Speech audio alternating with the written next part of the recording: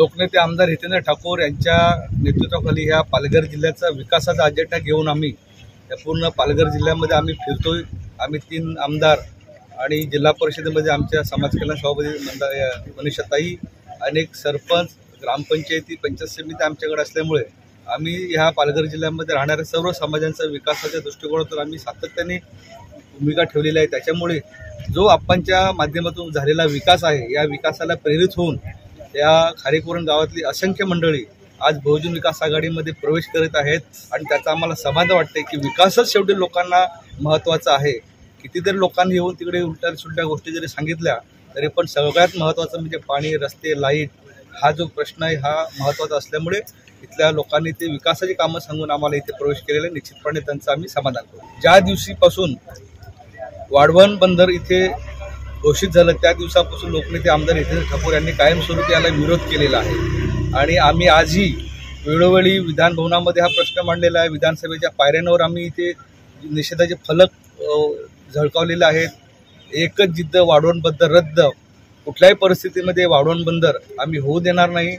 हा जो इथला मच्छीमार समाज आहे या मच्छीमारांचा जो जीवन मरणाचा प्रश्न आहे हा प्रश्न तडीस लावून देण्यासाठी आम्ही कुठल्याही प्रकारचं वाढवण बंदर होऊ देणार नाही याची आम्ही भूमिका ठेवलेली आहे।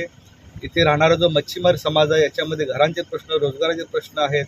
इथे जे काही 3 and 4 प्रकल्प आहेत त्यांना निर्माण होणारी जी बाधा आहे हे सगळं लक्षात घेतलं तर आपण इथे हा किती जरी कोणी सांगितलं देशाच्या दृष्टीने हा विकासाचा मुद्दा जरी असला तरी परंतु हा पालघर जिल्ह्यासाठी आणि ह्या कोस्टल एरियामध्ये राहणारा जो मच्छीमार समाज आहे यांच्यासाठी हा विनाशाचा मुद्दा आहे। त्याच्यामुळे आम्ही हा जो विषय आहे लावून धरणार का। आज काही लोक बोलतात आम्ही विरोध करणार, परंतु एक तुम्हाला आठवण करून देते की सुभाष देसाई जेव्हा उद्योग मंत्री होते तेव्हा हा प्रकल्पासाठी 16,000 कोटी रुपये त्यांनी आणले असं त्यांनी तेव्हा सांगितलं होतं।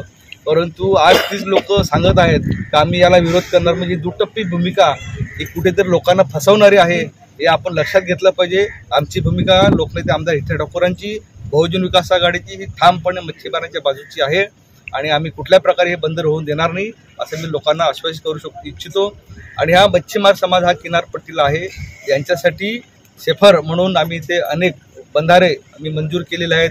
भूमिगत जी लाईटची जी लाईन आहे ती आम्ही मंजूर केलेली आहे, जेणेकरून हा जो भाग आहे वादळ आल्यानंतर लाईट जाते, इकडे डिस्कनेक्टिव्हिटी लाईटची होते, त्याच्यामुळे आपण हा लाईटचा व्यवस्थेसाठी आपण एक निधी आणलेला आहे। जवळपास 100 कोटीच्या वर निधी आणलेला आहे।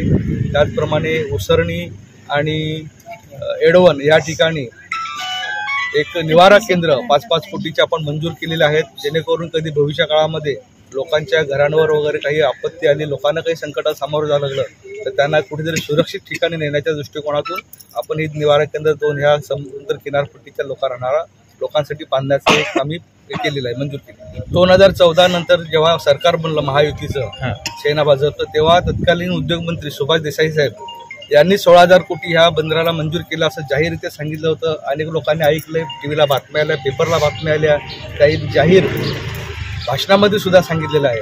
परंतु जेव्हा यांचं सरकार गडगडलं आणि 2 भाग वेगळे झाले तेव्हा तेच लोक आता सांगायला लागलेत की आम्ही वाढवण बंदर होऊ देणार नाही। ही दुटप्पी भूमिका आहे। आमची भूमिका ती पहिल्यापासून एकच आहे, वाढवण बंदर होणार नाही, होऊ देणार नाही। आज ही तीच भूमिका आहे आणि उद्या तीच राहील।